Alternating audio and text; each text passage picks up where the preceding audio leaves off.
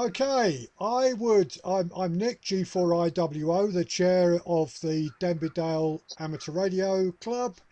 I'd like to welcome everyone to tonight's meeting.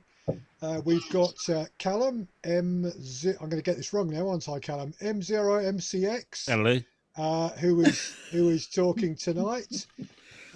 And we've got people. Callum was very surprised, by the way, because he came on a bit earlier about the number of international visitors that we have to the club. What I didn't tell Callum was that actually these guys in our meeting hall tonight, Callum, from Belgium and Germany and the United States, have joined Denby Dale Radio Club. We've never made it a condition. When we started running these meetings to start with weekly on Zoom in the last lockdown last March, we just opened them to the world and lots of people came in. And we've never made it a requirement that people need to be a member of the club. We've always welcomed people joining just to come along to the meetings. And some of them have been such regular features that they've joined the club. So it's been great fun to see them here. And we're really pleased to welcome them. So, Callum, I'm not going to hold the chair any longer. I'm going to hand over to you. The talk tonight is on a subject which is dear to all of us, having fun with antennas. Over to you, Callum. Well, good evening, everybody. Just a bit of housekeeping. So, Nick, you're recording this. I might want you to send me that recording on WeTransfer or something, if that's okay. No problem. So I could mix and match, because I normally take a select part of a presentation and just use it as a bit of content and show other clubs what they're missing. Although I'm stacked up for the year nearly. But there we are. Well, good evening, everybody. I've got to thank one guy, actually, in my old radio club, a fella called Nigel. I think his call sign was G4 November Radio. That's how he said it. And he was in Devon at the time, and he came all the way up towards Birmingham, and he did a talk one night. And he gave me the original, real inspiration, there we are, about antennas. And I realised from an early stage that to understand antennas, and it's not just understanding antennas, it's like, how do you cut a hole in a piece of aluminium? How do you put a tap in a piece of aluminium? How do you cut a piece of plastic? Because there's no shortcut to understanding all this stuff, is there? So last night I dug through. I was lucky. I used to do a lot of blogging, you see. So I used to take a lot of photographs. So my photographs go back to 2003, and most of these photographs actually I've never shown to anybody. So it's a brand new presentation out of the box. So what I'm going to do is apparently, if this works, I'm going to press a button here called share screen. I'm going to find my presentation. I'm going to maximize this. So I just want to know that if I hit from beginning, there we are, that you guys can see what looks like 2 bits of wire and a couple of coils. Yep, we can. Yeah, we can. Lovely. Okay. Mm-hmm.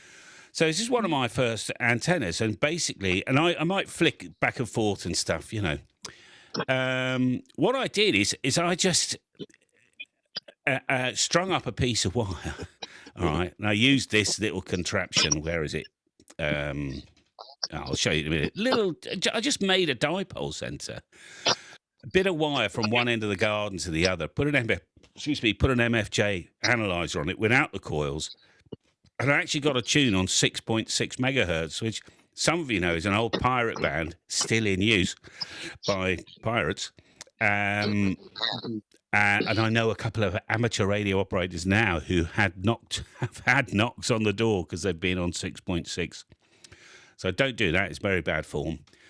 But so this was my first attempt at a coil. So I had heard Nigel had said that if you put a coil across a piece of wire, it creates inductance, and that is having the effect of lengthening the piece of wire. So I did that, and there's my 6.5994, 6.6 megahertz, and I just got this little dipole working in the garden.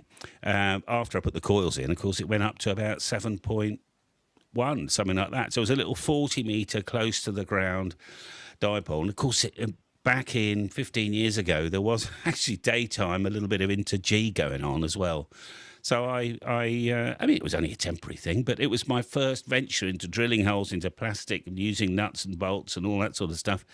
There's no shortcut, is there, to understanding the engineering behind making this stuff? Because you can see pictures, you go, oh, that's very easy. Right until the point you get a drill bit and you stick it in a drill. But anyway, so that was fun. I quite often tell people my first real antenna was 2 banister rails, which I got for like a £5 each, 16 feet banister rails. And I put this loop all the way around the garden to a 4-to-1 balun with my favourite coax. I think that's RG58 by the look of it. So it was, and the trouble is, all my antennas, they were forever temporary, right? The trouble is, a lot of temporary antennas end up working, and you go, oh, well, I'll just leave it up. But that was replaced, I think, eventually with Westflex. And that was my antenna of choice in the garden, just for hobbyising, just playing on the radio. And that was a 40-metre loop, full wave circumference. People go, what was our dimensions? I don't know, 40, 42 metres or something, 39 metres. I don't know. I just kept chopping and changing until I got a tune. I never measured it.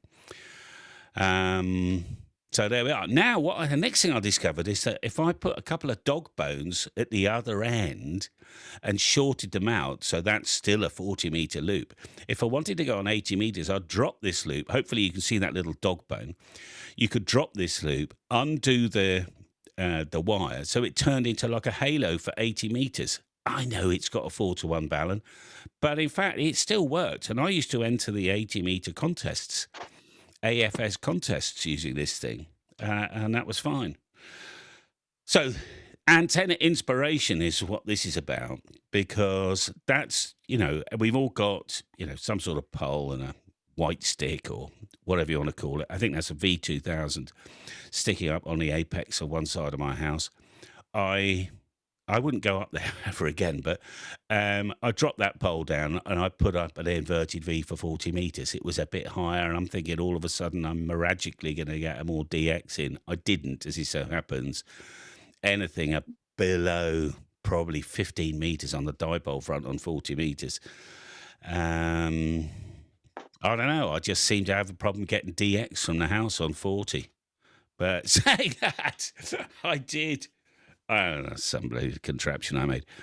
I remember opening up the radio on a Sunday morning, and it was CQ Worldwide, and there was Kilo Charlie 1 X-ray or Whiskey 3 Lima Papa Lima.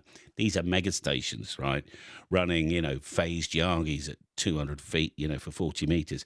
And I think I just had like my little loop, which was 16 feet off the deck in the back garden, and it was 11 o'clock in the morning.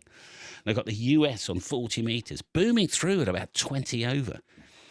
Never heard that, and so I thought, he'll never hear me, Mike 3, Mike Charlie X-ray, whatever I was at the time. Oh, big signal, he says. But anyway, how do we get onto that? It worked. You can let the other person do all the hard work, can't you? So I made a ton of coils because I discovered that on the one hand, I got this 40-metre loop, but I wanted to be able to switch between 40 and 80. So I put this wire all the way around the garden, under the eaves, up to the top of the apex of the roof, inside the loft, all the way back down again. Added 4 coils in the corner because it wasn't quite 80 metres. It was about 60. And I had a switch, and I could do 40. Of course, you've got to remember, a loop is resonant on every harmonic, so there's 40, 20, 15, and 10 on the lower loop. And then the upper loop, I was getting 80. And I did really well on that little loaded loop. 60 metres of wire with four coils.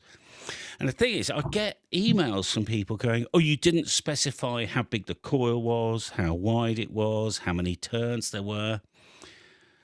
Like, we've got to spoon feed people. Now, I was spoon fed a bit, but I was given enough data to be able to just try it out. I don't know how many coils, how many times that went round that plumber's plastic. I could tell people by probably getting a high-res photo of and counting it and everything. Just do it roughly and see how it goes. And then at the end of the day, there's a bit of trimming to be done, isn't there? I bought a 40-foot moonraker mast and a piece of aluminium. And in the early days, because this is having fun with antennas, but this is antenna inspiration, isn't it? In the early days, I engineered absolutely everything. So I took this slab of aluminium, which weighed about 3 kilos, drilled some holes and strapped a scaffold pole to the 40-metre moonraker mast. Only to discover years later that actually a scaffold pole slips up the inside rather well. That's beside the point. And I put that up behind my house there and made a 40-metre delta loop, vertically polarised, with the feed point a quarter of a wavelength down from the very top. And again, I didn't really see any DX on that. So, antenna inspiration. Unless you build these things, you just don't know. By the way, that probably would work. What I didn't realise for 10 years is that you've got to be, it's all about the time of day as well. If I'd got up at 6 in the morning, I might have heard New Zealand on this thing, but I'm asleep at 6 normally. So that's it from the bottom. That was a 40-metre monobander. Yeah, good. And then I tried all sorts of things because I was, I had kids and I didn't have a lot of money, so I wanted to buy like an SG230 or something, which is an automatic tuning unit. I'll come to it in a minute, but that was a 7-metre pole. I can't remember where I got it from, and I strapped it to a piece of plastic. And again, you can see at the bottom of that picture, I've got my slab of aluminium and my little pole. And then to get it working on either 40 or 80, I can't remember, I just wound a load of coils. So it's a coil loaded vertical, isn't it? And then there's 2 radials. And I can tell you how good that was. It was absolutely crap, to be honest. So I went into monobanders, so that will be a 10-metre pole. So that is now effectively an elevated DX Commander, 10-metre, which is about 9.3 metres, pole. And then gradually I became group scout leader. So this is a field outside of a scout hut. And I managed to get an 80 and a 40-metre working at the scout hut. So I did a lot of antenna experiments at the scout hut. This is probably a field day, I remember. And by the way, if you ever put a Yagi below a quarter, really it needs to be a half wave above the deck. That'll start to get you, worthwhile. This thing is like 15 feet off the ground, and it was absolutely rubbish. So ignoring that Yagi, right in the centre of the picture, you've got a snapped 40-foot moonraker mast now, because when we put it up, we broke it. But off the top, we've got a 40 and 80 dipoles, basically. Fan dipole. I think they call it a maypole or something. And that single feed point, you get 1840. That's nice. You get 15 on the 40 as well. Of course, in the old days, I never worked it out. But the tune would always be a little bit high, like 21.5.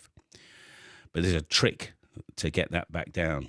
And then there's an elevated 40-metre antenna on the left. Elevated, I just wouldn't do anymore. It's not worth the hassle. I just ground mount it. But anyway, I'll come to that in a minute. So I did get hold of an SG230. Now, that just hides a myriad of problems. You just bolt your coax into an SG230, put anything on it, coat hangers, lumps of cars, whatever, whistle into it and it'll tune it. But it doesn't teach you anything about antennas. There's just scattered radials, elevated radials at neck height, when they used to call it the guillotine. And but you just don't know how it's working or what it's doing, really, to be honest. There we are. That's a bit of Cat 5 twisted pair radials, just elevated radials. Whatever. I mean, it got out, but don't most things. I don't remember ever cutting the lawn that neat in my life, but I did, obviously. Colin Singleton, you're late.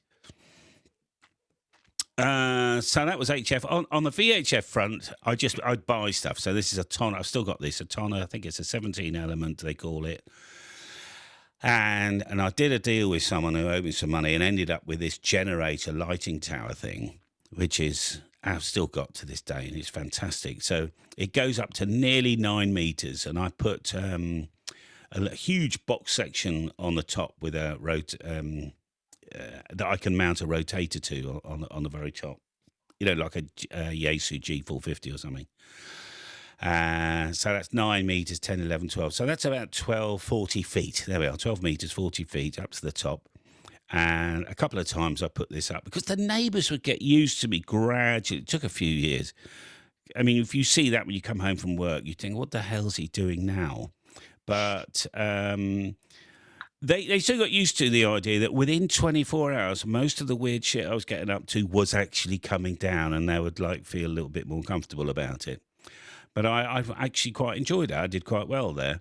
Interestingly enough, I've also, on the left-hand side of the picture, got a V2000, which is a diamond 258 on 2 meters. Now, that actually, weirdly enough, works on 2 meters SSB and isn't so far away in terms of gain than, you know, some of these relatively large Yagis. I mean, yeah, you may be 10 dB lower or something, but 10 dB is only like an S.5. So I used to compete quite often on an omnidirectional vertical, and SSB, as it just works. Give it a go. So yeah, I bought this the Yaesu do a rotator clamp thing. So that's what these 3 guys are coming up to, so the thing doesn't fall off. The G450 itself is further down, just above the lights. Great for field day toy, this hydraulic generator thing, because you get the lights, you get the uppy and downy thing, and you get a 240 takeoff up to about 8 kilowatts. So we could run 3 kilowatt heaters, ACOM 2000s, all sorts of things. And in fact, there it is on the right-hand side. So this is a VHF field day, which we'll never do again, right? This is me and my mates. It's not an official club. So that that runs for 3 days on a tank. So, but it powers everything. You know, you just got, you know, we could take electric fridges, electric cookers, and all sorts with us. So I've got the 2 meters, 70 in the middle, and 6 meters on the left hand side.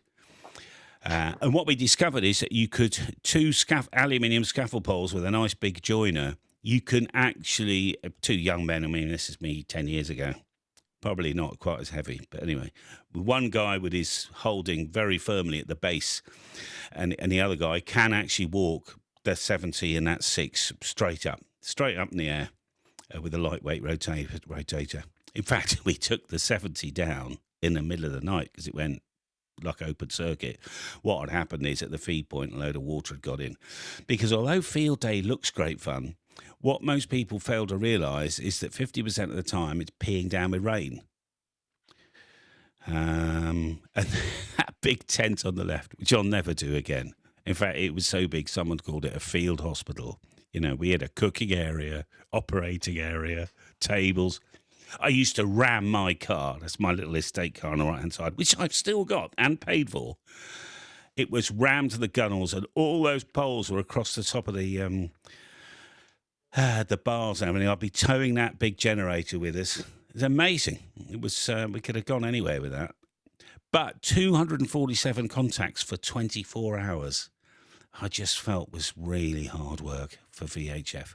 I like VHF, and I want to do more VHF.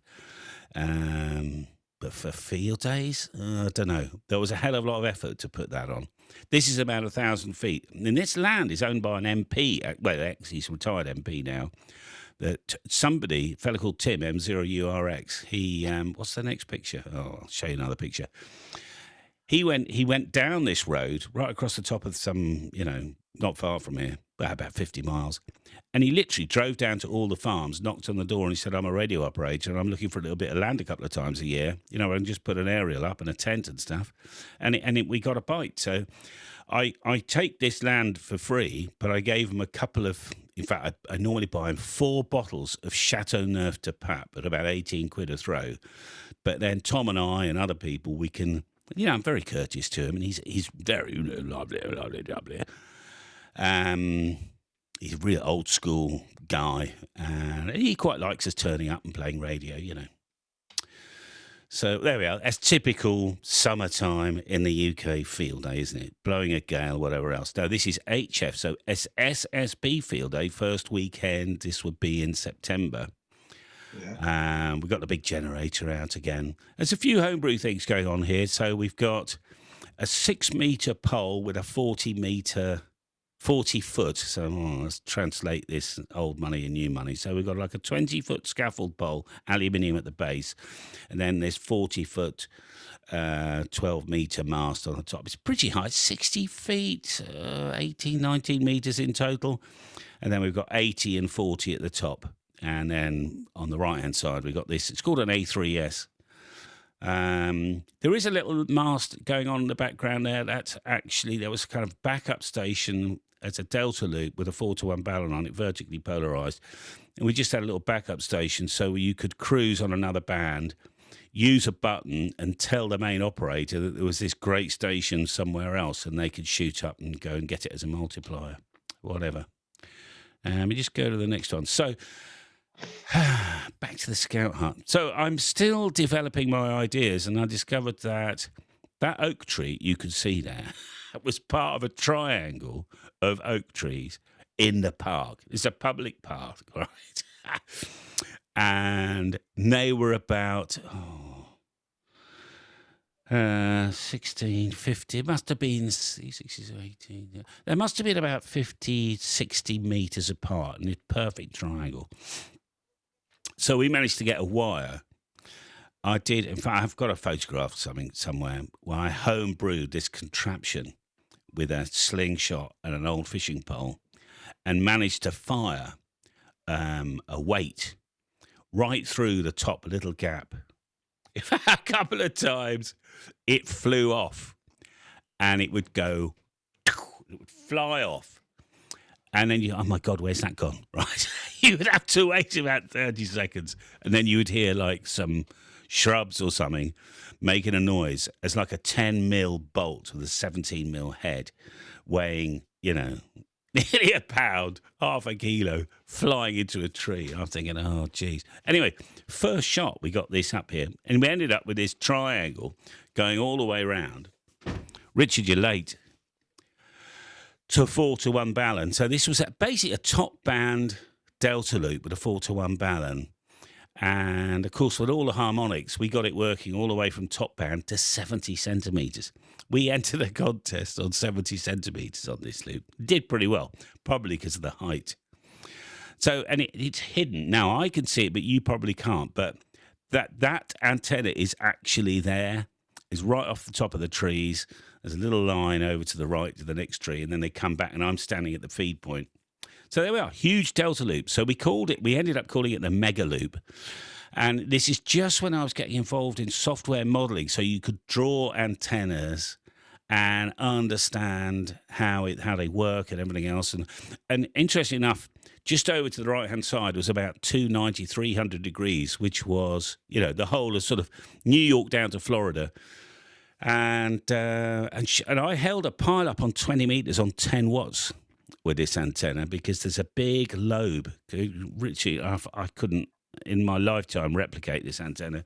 It was so good. I absolutely loved it. And then we got into 2 stations for these contests. And James came up with this wiring diagram. If we pooled all our resources together, and to this day, I've got no idea how this works. And I don't think anybody ever worked it out apart from James. But if we wanted one station on 40 and one station on 20, James knew what to do and what button to press and stuff.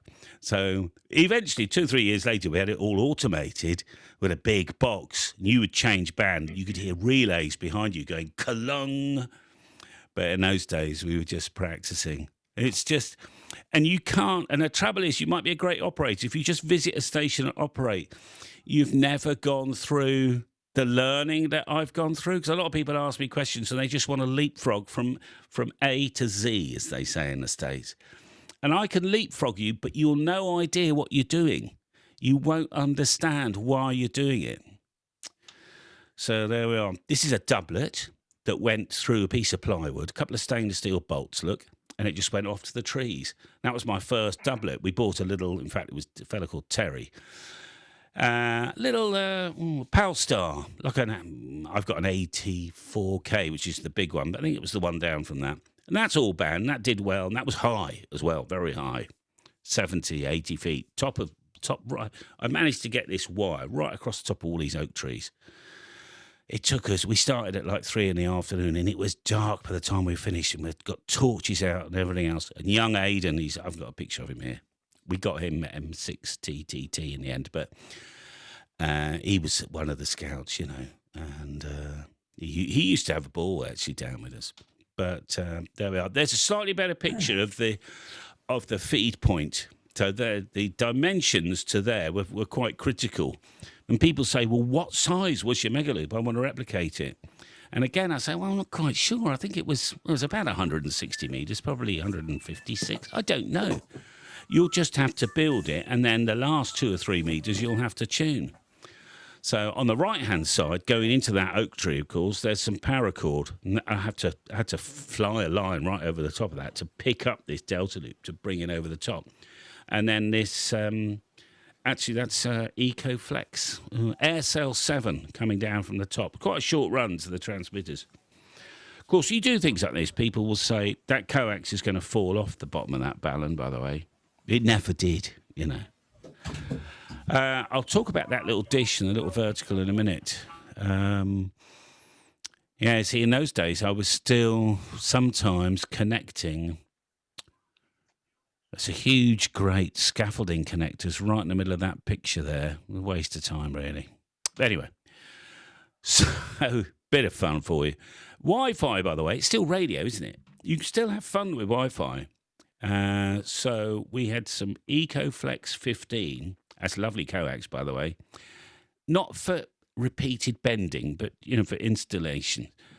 And originally what we used to do is go up on the roof, and James would run this software downstairs called, can't remember the name of it. But in those days, had the security on access points for people, they'd have a little router under the stairs and all that stuff, was WEP, W-E-P. And you could crack that with 3 keystrokes with the right machine. So with this dedicated machine, and we could get, it's about 120 metres, 300 feet or something, to the houses behind those trees. And with this dish, we could move it around, and we cracked all the access points. I mean, it was a bit flaky because it was so far away, and you got to remember that there are access points behind brick walls and in the kitchen at the other side of the house. But we could get enough to get on the internet, actually, to get the cluster, right? That's all we're interested in. And then a little 270, probably RG213 and that sort of thing. And then Vandals came along, cut all the coax. Hello. But, yeah. Now, we took that 4-to-1 ballon down. James had this idea, and if you look at, and this is a bit advanced stuff, but if you look at a Smith chart and do all your calculations, you can work out that there's a certain, in fact, since I know that G5RV actually came to your club and did a presentation, some of you might remember that this very impedance transforms as it moves through, well, actually both coax and open wire feeder or ladder line or whatever you want to call this. So this is an experimental day where we were chopping this ladder line up to the big mega loop to try and find impedance points so we could remove the ballon. I can't remember why we wanted to remove the ballon, but I mean, it was just a good experiment. It failed. We never quite got there and we ran out of time and all that sort of stuff. And the 450 ohm that they sell in the UK is that steel stuff that's copper coated. And to be honest, it's just horrible to work with. It really is. We should have used some chocolate block things or whatever else. So this is the inside of the Scout hut. And all that gear you see there would either be in the back of my car or in my garage, because I had no space for it at the time when I borrowed it at the weekend. And the group scout leader at the time, I used to have to pay £10 or something for the electricity, even though I would put on a massive show for Jamboree on the Air, for the £2 it would cost him for the lights. Anyway, I'm waffling. Now, if you look closely at the bottom of that, you'll see James He's about 80% the size of the door there. And this is, I believe, a 10-meter pole sitting on top of a 12-meter pole, which is on top of a 6-meter pole. So this thing is 50, it must be nearly 60 feet high. And what we were doing, we were joining various poles together using araldite and tape and everything else, so we could slip various poles into the other. And we made, it was a 3-element vertical array. Let me just take, as you can see, I'm running some lemonade.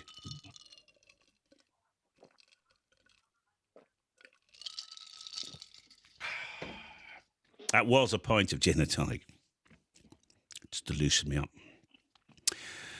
And the reason for showing you this is because this is this was quite a big, well, it was bigger than we thought it was going to be. So there's a driven, like you guys do, you have a driven element at the front, but these are elevated radials. So the blue cord you can see is just the guys. And I can't even see, oh, I can, faintly, because of the exposure. There is hundreds, I think 16 radials on every one of those. It's a blooming nightmare to build. If I'd built it again, it would be ground mounted like a 4-square or whatever else. And that was going to be delivering us, I don't know, 6 dB or something. To the US, that was pointing, where is it now? Yes, that's roughly USA. Of course, in those days, I used to think 6 dB was huge. But in fact, it's an S point.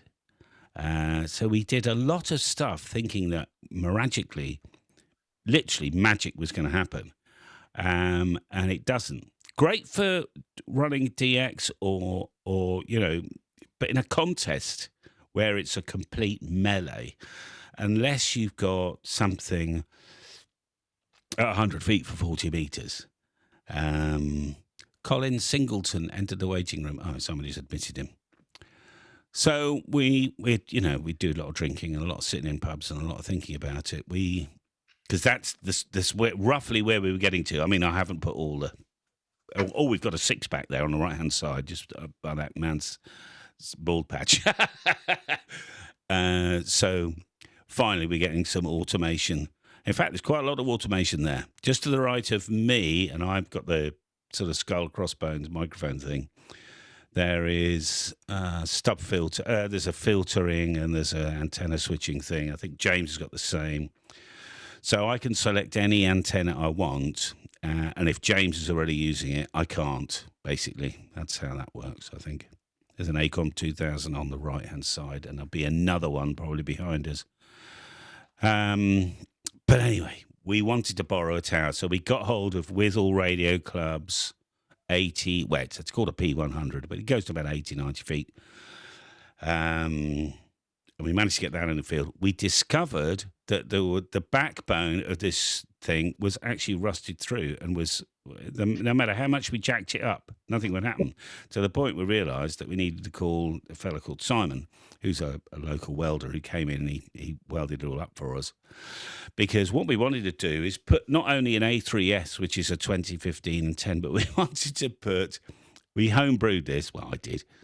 So this is 4 DX Commander poles, making it a 2-element for 40 meters, right? So I don't know if you've ever done these things where you're halfway through building something, you go, what the hell have we done now? Because I'm probably pretty tired and it's mid-afternoon because I've probably spent all week sorting out coax runs, bits of glue, and everything else. And it gets to the point where I think, oh my God, we got this contest tomorrow. We got to get this up in the air yet. And I'm now starting to run out of energy. But anyway, so that's it in its down position. This, going right up the top of this, we've got two 80-meter dipoles, switchable. They got their own coax all the way back to the shack. But I modelled that at 135 feet, that 80 meters would have 2 severe and null to be able to work both North America and South America. So we put a pair up on a Yaesu rotator bearing so that the whole system could spin around underneath and leave the dipoles at the top. Anyway, we got it up in the end. If you ever get the opportunity to use just a 2-element, and it's gigantic, look at the size of it, 2 elements on 40 at, say, I don't know, what's that? Oh, that's actually quite high up, isn't it? There's 80. So it's getting on for 100 feet, I would have thought. So in the and I had to follow where 20 was going. So 20's running east into Asia at some ludicrous amount of power. And then on a separate coax line, I've got 40 on the other station. Or I could have gone on 80, but it was so high on 80 that the inter-G stuff and the local stuff out to Germany wasn't very good. We actually needed something even lower, like at 40 feet. But anyway, but I'm starting to, so I thought I'll just go on 40 anyway. And I'm starting to run in the afternoon, like at 3, 4 o'clock in the afternoon. And this would have been either end of March or October. There we are. Because it would either be Worldwide or WPX. But I'm starting to run like Indonesia and stations that I've never even heard in the afternoon on 40. Unbelievable. So if you hear stations working, other stations that you can't hear, this is what they're doing. There's an aircraft there, top left. So, of course, coming down from the top of this monster here, we've got 4 runs of coax and a rotator cable, so it's 5, all at 100 metres long. The weight of that as well. Now you've got to wind this tower up. Jesus.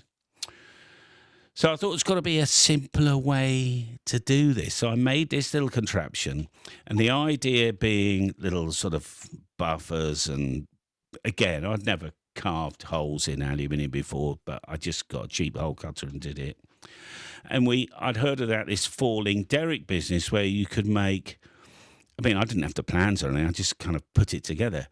So this is a falling derrick. So the right-hand pole there, that's in a V shape, that's going to come down and land on the ground. And then all 4 of the guys naturally become tight because we've already got the tight guys on the falling derrick, you see. So the idea being is, and the falling derrick can't fall over because that's guyed as well. So it's all a bit complicated, and you've got wires going everywhere. But effectively, you actually end up with this fulcrum. So it goes up, down, nothing can go wrong. Once you've done that and you're comfortable, you can go up a bit. So you add more and more aluminium poles, it was at the time.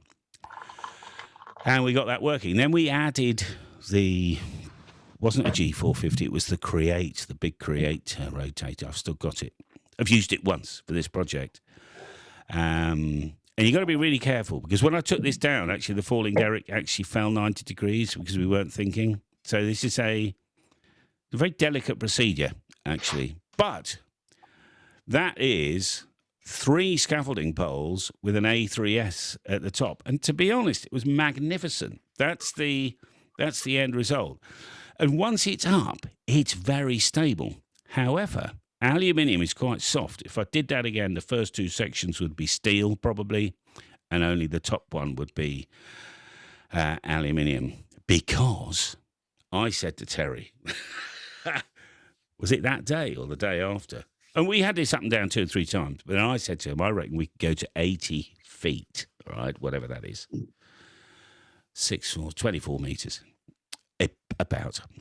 And we could then get and experience the same fun and games we had with that 2 element on 40 at the top. So we basically took it all apart. I bought some more rope and everything else. We made it into, and it did go up. It went up. But Terry just literally got the falling derrick, moved it 6 inches, and said, well, we'll take it back down again. And to my horror, the whole thing shuddered and literally collapsed. There was too much weight bearing down on the bottom pole and then the next pole up. And as it came down, it all twisted. It ended up with a bunch of scrap metal. It was pretty dangerous, to be honest, because it didn't come down very square. So I think it can be done, but with steel. And then it becomes very heavy. And then you think, is it worth it?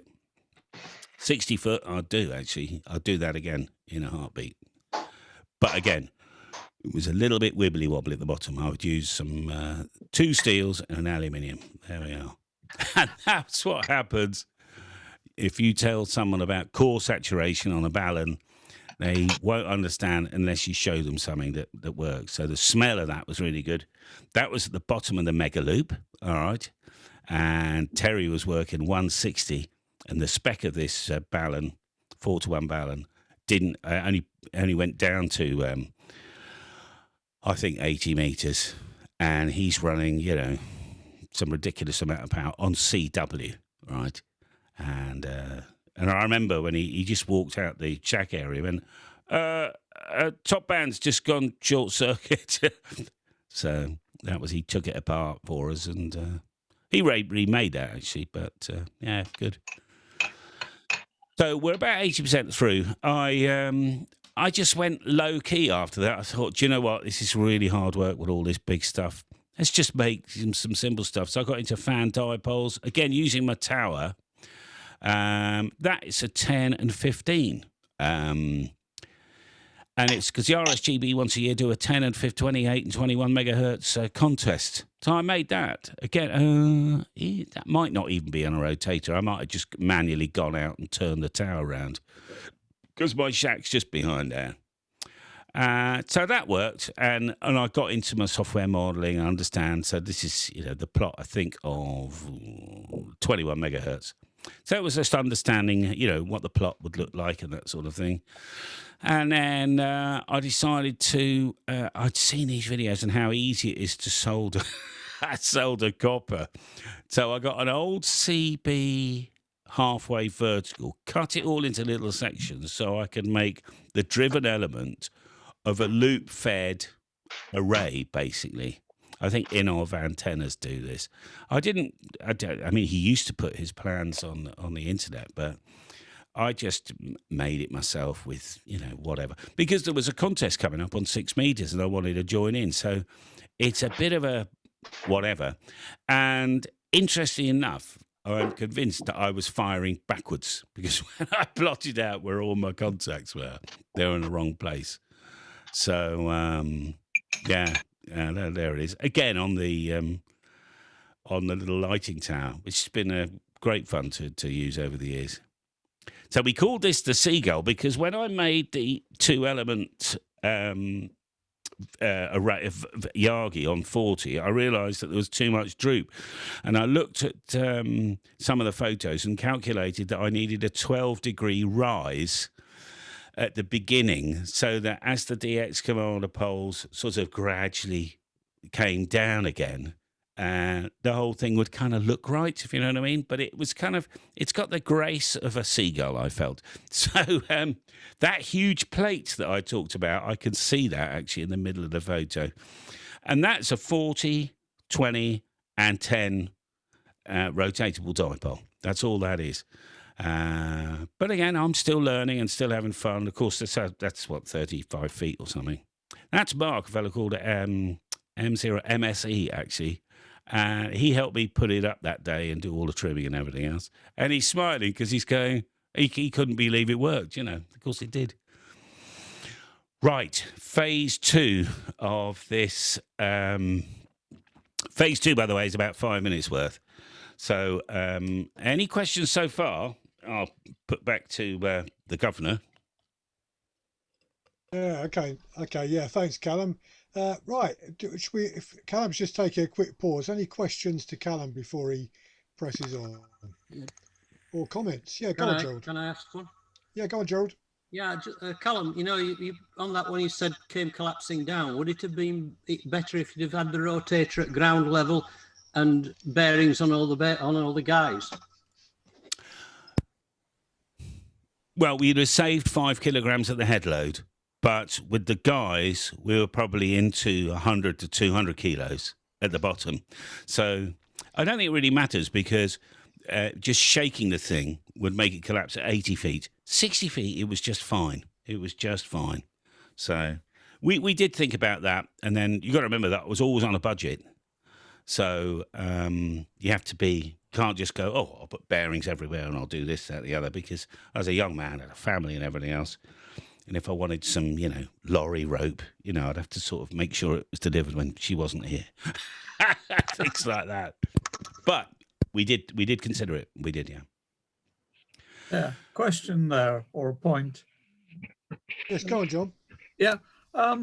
Seeing your exploits with scaffolding masts, many years ago, I was involved professionally with radio telephone systems, and I had a contractor did a lot of scaffold masts for us, alloy poles, 15-foot sections, which went together with like a flange joiner Nice. that went inside the tubes, very Mm. neat, locked on with a couple of with 4 tap screws through the aluminium.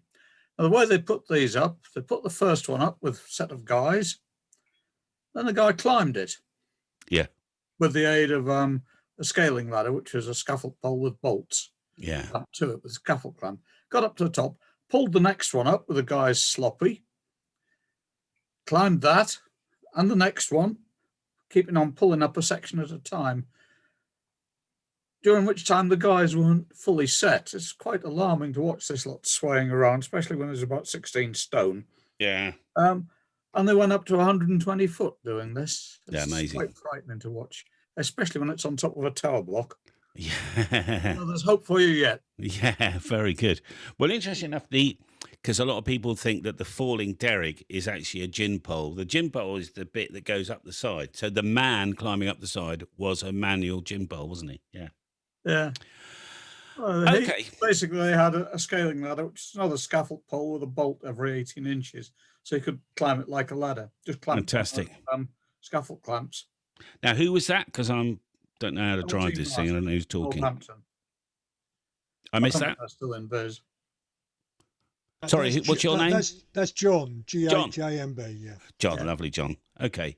Well, listen, I'll crack on. There's not much more to do. And this is where the 10 years of experience comes in. I found this photograph last night. You can see I've got 3 coaxes here. I've got a fan dipole, 80, 40, 20 on the left.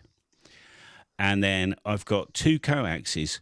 One is for 40 and 15, and one is for 20 and 10. I'm not quite sure what the V means. Vertical, there we are. So that 20 and 10, I've got a vertical for 20 and another element for 10. And I'm not quite sure what came first. Let me click some buttons. But I went down to Bude, and there's Wendy and the kids, and Charlie might be around. This was a location and a half. I put up this vertical for 40 meters. And the US is straight ahead of you there, actually. And I remember my first night using this with, I think, 8 radials. Just where it was. Because I was trying to get it under the wind. When we went back, I used to mount the antenna on the left-hand side on that flat bit. But anyway, I ran 500 stations that night on this antenna. So it's DX Commander pole. That's it, by the sea. So, yeah, well, that's it. There's no road going in front of this this property. It's called the Nook, by the way. Wendy didn't like it very much inside, but anyway, it was great for radio. I had a little TS2000 with me. I went completely overboard. So I had my Acom 2000. Bear in mind, this is a holiday. It's a portable station. I had soldering irons. I'd bought reels of wire. I had everything, drill bits. But more importantly, and this was it, either packed up or taken away. So this was the beginning, if you like, of DX Commander. I just used whatever I had running around. That's not supposed to be insulated. Underneath that, I'm not quite sure if there's a picture. Underneath that is a bit of copper wire connecting all those stainless bolts together. They're the radials, you see. So that's a ground plate made of plastic. But in the weather got pretty hot sometimes and so on. And I was running a dirty Ballon at the bottom of that at the time. I don't bother anymore. So 1, 2, 3, 4, 5, 6, 7, 8, 9, maybe 12, 16 radials there. Yeah, great. So that was it. Interesting enough, I ran that wire on the right-hand side of the pole, right past that. That's a Parenco bracket. Because, again, I wasn't into... DX Commander didn't exist at the time. although I used to sell the poles. And but interesting enough, it flashed over. It flashed over and completely blew apart. So I'm not quite sure to this day how that happened, but all of a sudden my amplifier threw a wobbly because it just flashed over. So I taped it up and moved it away with a bit of tape. And just that 1/4 inch, and I never got a flash over again. But the next 2 photographs are really important. This is an experiment of me running, I've got a better one here, of me running 20 meters and either 15 or 10 off a single feed point. And that's the whole beginning of my thinking of how many antennas can I put on a single feed point, because I'll just stop that there, because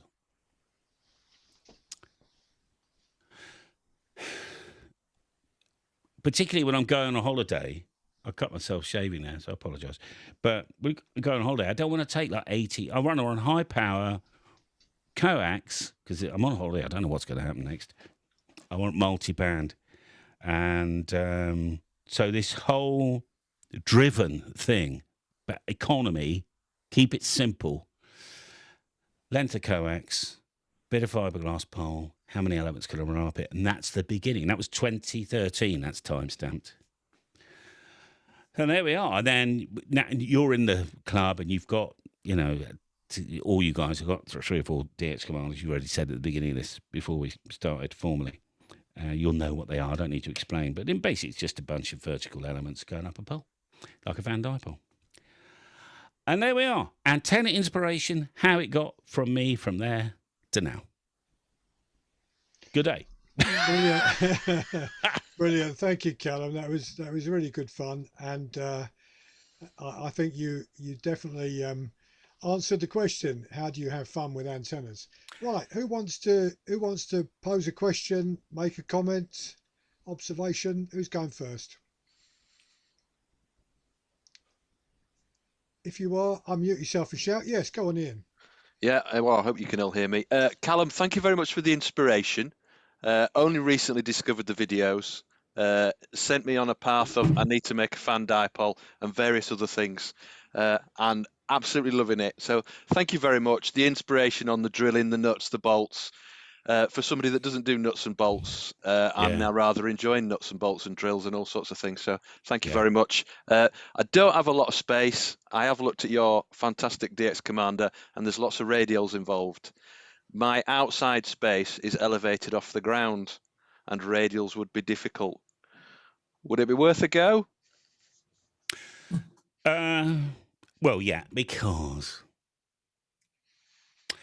I think sometimes we get our knickers in a twist over how many radials. So you got to remember that at the top end of the hobby, when people are after the last dB and money is no object, they go on about 120 radials, or I think about 60 radials. Anyway, so I ran as an experiment with 35 radials, and they were 3.5 meters long, which I think is about 11, 12 feet. And that worked on 80 meters. I crossed the pond several times that night on 80 with an inverted L. So if you translate 3.5 down to say 17, so it's so it's the equivalent of running 1.7 meters, right? 35 radials, 1.7 meters on 40 meters, or 17, 9, 8, less than a meter on 20 meters. So as long as they're somewhere near the ground, really, they're not elevated up here. Otherwise, you're going to have to cut them to tune, right? You're literally, because you're making a kind of a dipole.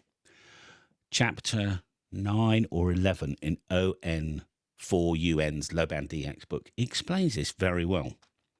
But the difference is it will be less than an S point, whether you've got a perfect ground or non-perfect ground. However, if you're near the sea, and Denby Dale isn't, you'll get about a 10 near the sea. I don't know what near the sea means, by the way. Is it several wavelengths? Is it half a mile? Is it tail off? But you'll get by the sea, like where I was by the Nook, I was getting genuinely, I was getting like a 10 dB kick. Now I was running some ridiculous amount of power. So it was the equivalent of me trying to probably put something like 15,000 watts from a farm in Warwickshire.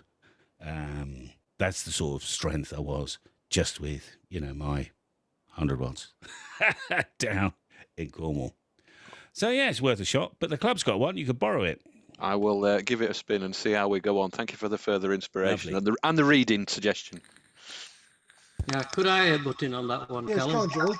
Yeah, just a point there. When I was operating from a school in the middle of the city in Bradford, I couldn't get radials at ground level. Kids' playground was there, and I had to put the aerial on the roof, and there's not much roof space. So I put loaded radials on for each band, and that seemed to work quite well. Yeah. I wouldn't say as good as what you've got, but it helped. Indeed. Yeah, I think that would work. Yeah, you load them up. Just tune it per band. You can either tune the radial or you could tune the vertical. It doesn't really matter. Yeah. Yeah, I tuned each radial as if it was a quarter, as if it was a radial on each band separately, as if they were the aerial, and then disconnected them from the aerial side of the coax and put them on as the earth.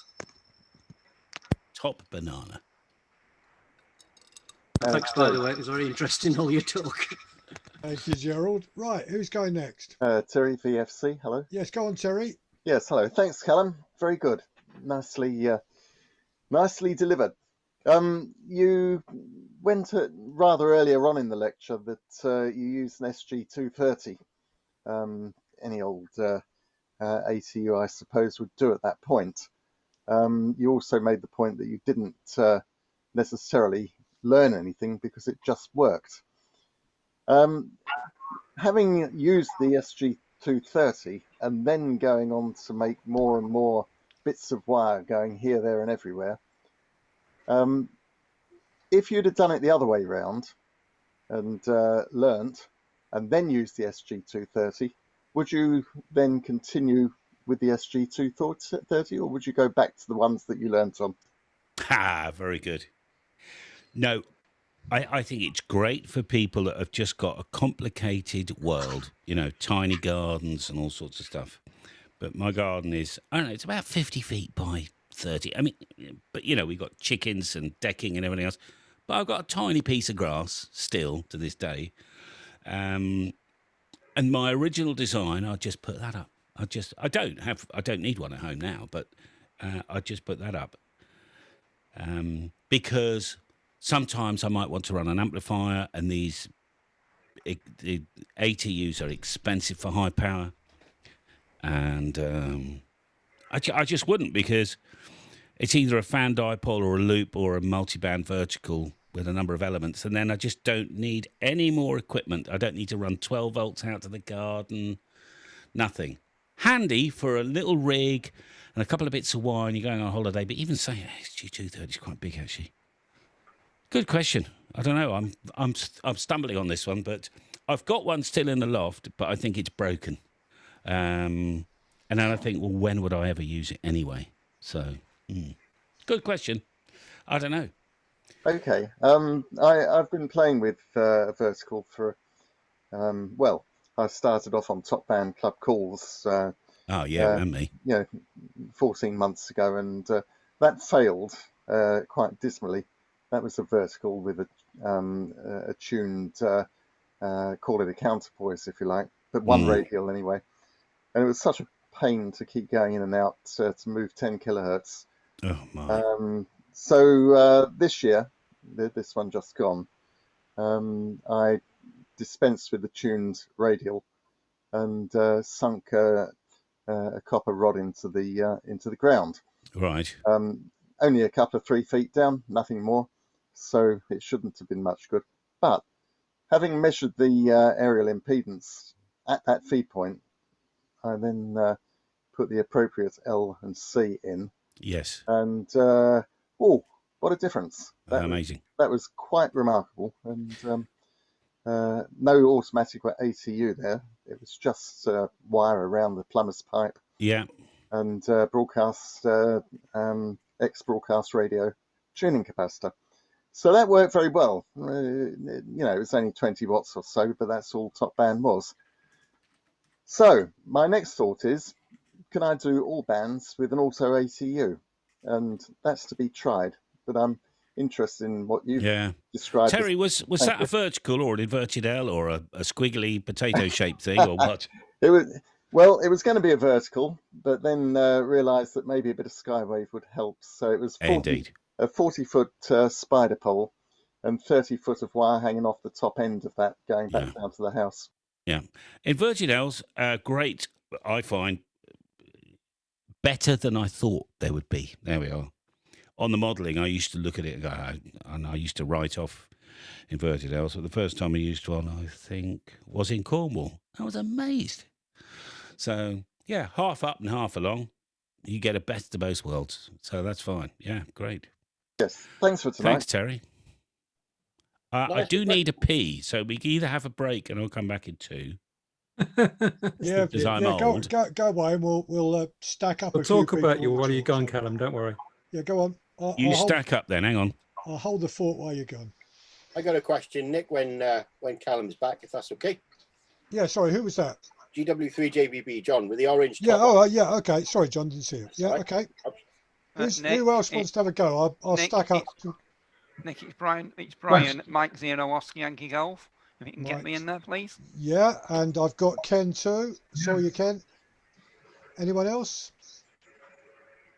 Well, we've got 3 waiting for Callum for when he gets back. Good.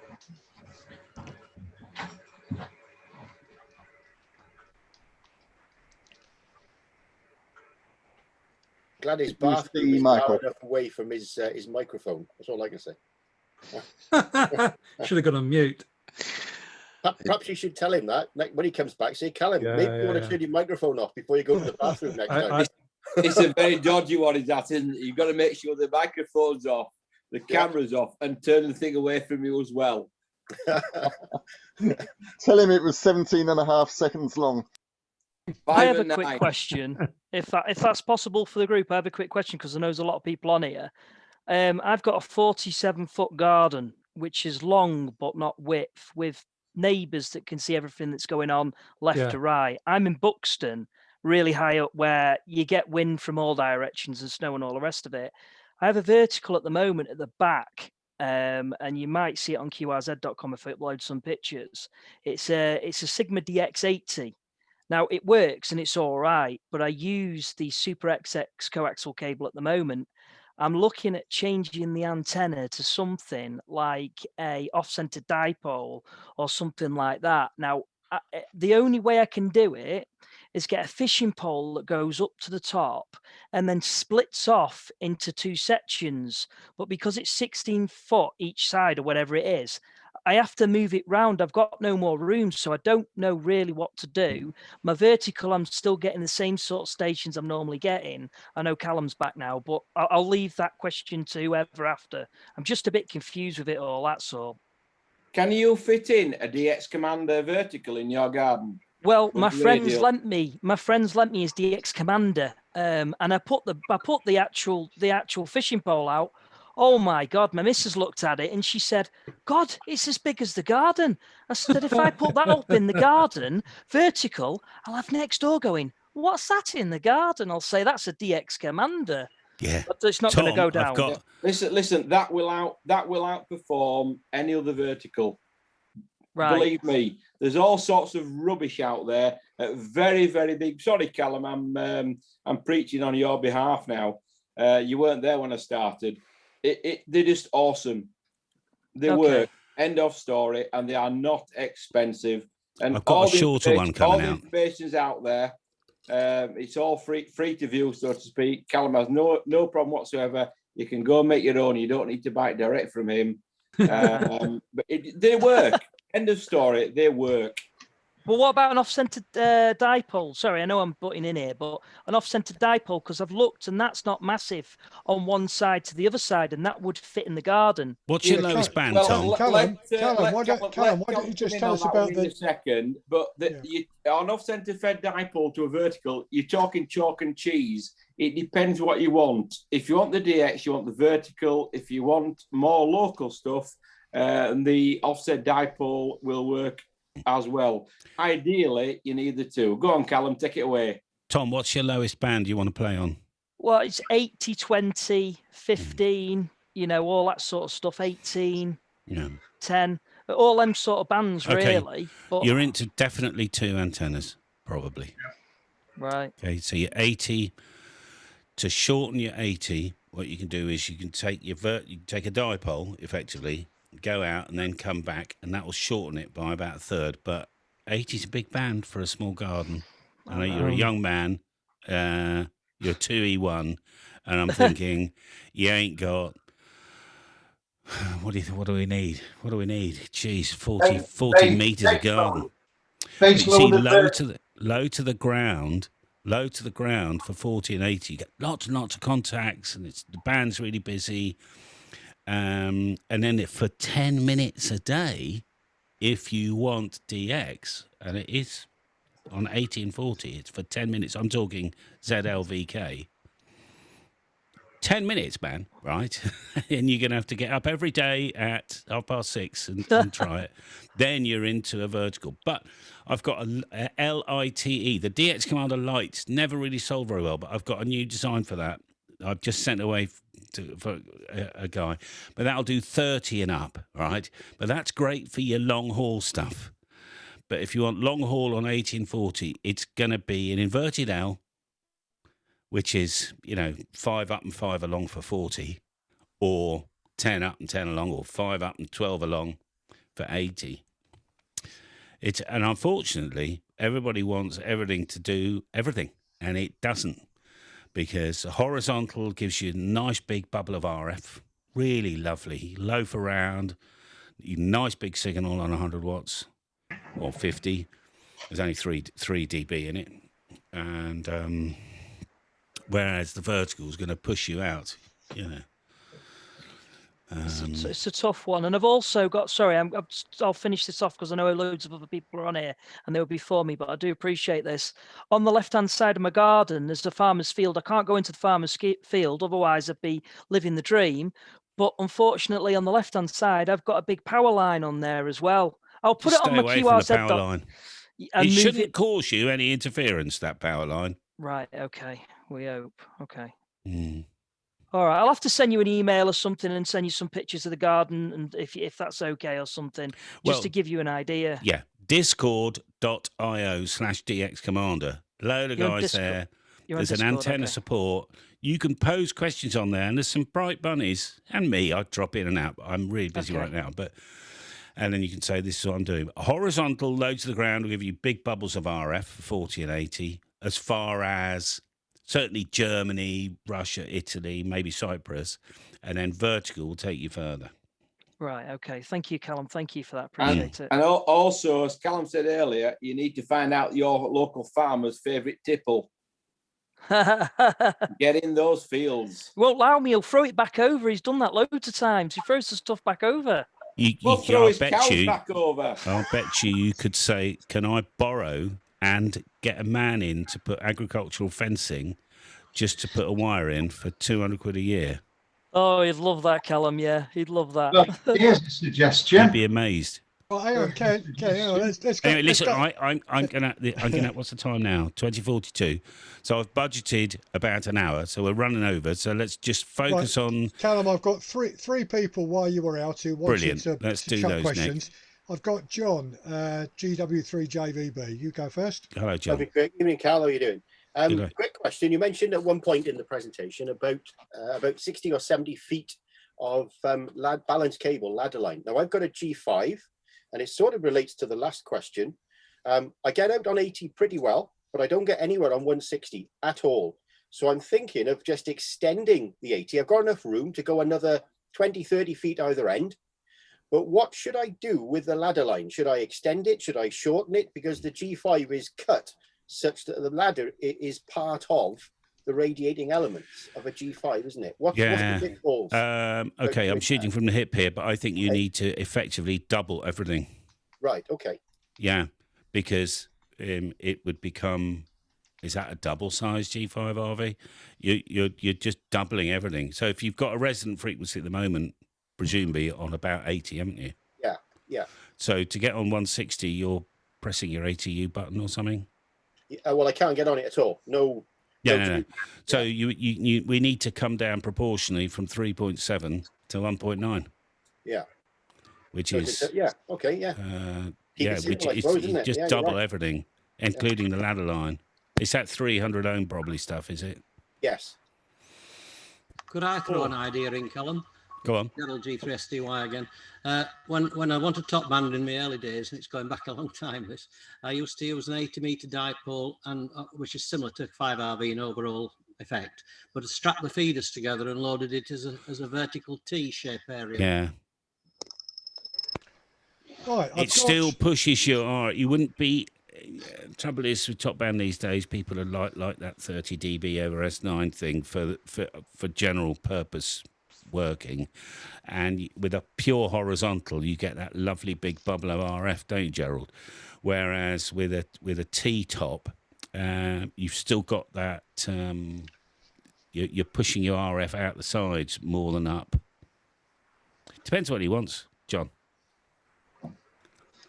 Do you want to be able to join in around Europe, or are you interested in crossing the Atlantic?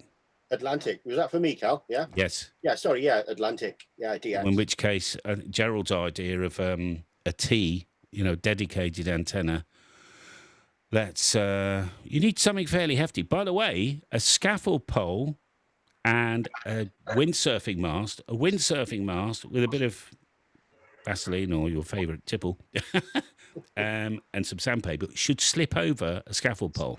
So that gives you a very, very strong 30-foot. Very strong 30-foot, because a sailboard windsurfing mast is very strong, isn't it? It's like 1/4-inch fiberglass. So if you can get a steel or an aluminium scaffold pole, you could slip over a windsurfing mast, sailboard mast, guy it off. That gives you the first 30 feet. And then you can make some tees off the top. Cool, thank you. Right, I've got Brian M0OYG. Hello, Brian. Thank you very much. Hi, Callum. I've been watching lots of your videos, and thank you very much for all that you do. It's really appreciated and what have you. Interesting to see your setup on holiday. I live in Blackpool, and we do a hell of a lot of work on the seafront with Real HF Mobile Group, and get all over the world with very little power and no radials whatsoever. I was actually surprised you hadn't actually tied the antenna to the actual fencing because that would have got it a little bit nearer the sea. And we use ground tuning units. Now, I've looked at your antennas, and I'm interested to know very much about your light version. I have planning permission issues here at my QTH, mainly from the XYL. So 12-meter poles are just not allowed. I'm using half-wave end feds in order to try and get round any sort of eyesore. And of course, putting them in the middle of the garden is not allowed either. So it has to be on the perimeter fence. All sorts of restrictions like that. Hence the reason to do a lot of work on the beach as well, because then there's no issues. But I'm interested to know on the higher bands, because of not being allowed such high, with your antenna system, have you ever tried it with not having the coils at the bottom of the antenna, but coils further up? And has that worked for you at all, or does it just didn't work? So I'm not using any coils anymore. So for 10 meters, it's just a ground-mounted 10-meter. Now, I actually thought it wouldn't work, to be honest. It was originally a bit of a marketing ploy. I thought, things seem to sell because they're multi-band, so I'll give them 10. And then Tom, it was about 2 years ago, when I had my first amazing result it was sporadic E, but it was on 10 meters. So sporadic E's a bit higher, coming in maybe 15 degrees, I don't know, 10 degrees. And we ran quite a lot on, it was in the summer, on 10-meter ground-mounted vertical. And by the way, there's plenty of DX Commander owners or vertical owners that can only afford 90 degrees on their radials and short ones. You're just coupling it to the ground. There's more to it, but so just some short, I don't know, metre and a half. I mean, obviously, by the sea, we use ground tuning units, which couple to the ground, and we have no radials whatsoever. So we're used to doing that sort of thing. So that doesn't bother me. It's a matter of whether the coils with all of the different elements you've got would actually interact even more and therefore cause issue. Well, Brian, I'm not using any coils on my production units at all. They're just quarter waves. Okay. Right, fantastic. Thank you very much. And for the gentleman that was on before about his garden with long garden, I had one and had dipoles. Just to let you know, whoever you were, my orientation of my garden was incorrect and was about as much use as a chocolate fire guard using any form of dipole because it was the wrong orientation. So it was wrong north-south rather than east-west. Okay, thank you, Callum. Right, thank you. Callum, before you go, I got one more for you, Ken, VZV. Okay, yeah, cheers, Nick. Callum, firstly, you're a man in my heart because I absolutely take my hat off to you because you are a guy that experiments. You've learned how to do it and you've learned it. And I think, because I have actually done the same, I think that's brilliant. And it's much better than buying a vertical and not knowing how the bloody thing works. Yeah. I think there's a couple of points I wanted to mention, and that is people are asking about 40 and 80, and someone has already mentioned, I think it might have been you, Callum, actually, that said you need to know what you want to do first. Do you want to work European and G stations, or do you want to work DX? And both antennas are different, without a doubt, as you know. And the guy who's living next to the field, what about putting up a vertical, even if it's base loaded for 80, but running what's called a beverage down the edge of the field? And that will give him the lowest noise he's ever had. In the direction of the beverage. Yeah, in a specific direction. Brian, who's just been on, is part of our group, and I agree with Brian on what Brian's just said. But you did mention, and you've only touched on it very slightly, about the Fresnel zone. Getting close to the sea is an absolute dream, as I explained quite a few months ago when I did a presentation on here. And the final point is got nothing to do with aerials, really. It's actually you've been experimenting at your property for quite a long time and putting all different areas up. Have you ever had any problems with neighbours and planning? And is it just a case of you get on well with the neighbours? Back to you. Right, neighbours. I'll do in a minute. I just want to come back to Tom 2E1. FUE, and someone was saying that their orientation of the dipoles in the wrong direction. By the way, for a low to the ground, in other words, less than a quarter of a wavelength above the ground, it won't really matter where it is, because there's only about a 3 dB difference between north, south, east, west. So it honestly, although the gentleman, I think it was Brian, had some issues, because his was east-west rather than north-south, or whatever. If it's a high dipole, more than, a half a wavelength off the ground, so in other words, for the 10-metre band, it's more than 5 metres off the ground. Yeah, you'll get nulls at the ends. But on the low bands, it honestly won't really matter. Neighbours. Now, you might not know this, but so as a child, I had very... I couldn't write with my hand. I had real problems with some materials on my skin. I had ADHD, absolutely clearly. I've never been diagnosed with any of this thing, but it's very clear to my family, and my son's now Lockie's been diagnosed. He wanted a diagnosis, but it cost us £1,500. It's Asperger's, right? So I call it the Asparagus Syndrome, and I've got that as well. And because of that, I can say things, and I sometimes have a problem reading faces, if you know what I mean. I really do. So, and I'll say things that are completely inappropriate. And Wendy got to know me, and real friends have got to know me, and so they'll guide me sometimes. You can't say that. Oh, why not? Now, I'm 62 years old. gradually I've learned you can't say that. I don't know why. Almost doesn't offend me. We shouldn't offend them. I'm just telling them the truth. Yeah, but you can't tell them the truth. Whatever, right? So when it comes to neighbours, gradually, because they don't really know me, they fall out of me because I'll tell them the truth. And I can't explain it. So I just don't. So they can look at me or give me a funny look, and I don't know they're giving me a funny look, if you know what I mean. So I'm not quite sure if they've fallen out with me or not. I put all this stuff up. I have had the council around a couple of times. I just explained to the guy what I'm doing, and he goes, "Oh, that's fine." And he goes away, and I've got a letter somewhere that says basically you can do what you want now because they got fed up with it all. Yeah, do an experiment and take it back down again. Do an experiment, take it back down again. And that's what we're doing. Now, the nice thing about DH Commander is that just put it up when you're using it, if you've got odd neighbours, and take it back down again. Gradually, they'll forget when it was up and when it was down. There we are. So I've kind of got this weird disability that I hide quite well, but I just can't, not very good at completely reading faces. There we are. And so I don't really know if I get on with neighbours or not.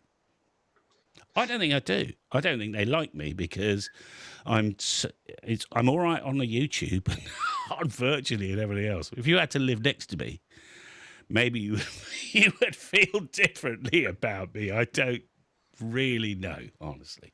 Well, I've done the similar thing, Callum, in that I've put antennas up for a week and taken them down. And eventually they do look at you and think, oh, well, all he's doing is experimenting. That's it. And that's the way around it. Yeah. Plus, I noticed when I was on holiday in Bude, quite often the landlord of the holiday let or whatever, oh my God, what are you doing? I just say, oh, I'm a scientist. I don't say I'm a ham radio. I'm a scientist, and this is I'm just experimenting. Oh, right, okay. So. Yeah, absolutely. Right, Callum, you want to get away, so I'm going to first of all say thank you very much, and can we show our appreciation to Callum for his contribution tonight? Thank you very much. Thank you, Callum. Thank you, Callum. Great advice, Callum. I just like Ian M6ITH's smile. He's got the best smile of all of you. Thank you very much. He's happy. He's the best guy in the group also. He's the best guy. I'm just enjoying my radio journey, so thank you for contributing. What, I just love your shack shed shit. He's keeping the bank. He's keeping the bank. That is fantastic. That's a great virtual background you've got there, Ian. Awesome. I'll sell you a copy anytime. Right, boys, I'm going to hit the leave button now. I'll see you all soon. I really enjoyed tonight. Well Thank you so much for having me. Thank you. Thanks, Callum. Bye. See you. Bye. Bye. Bye-bye.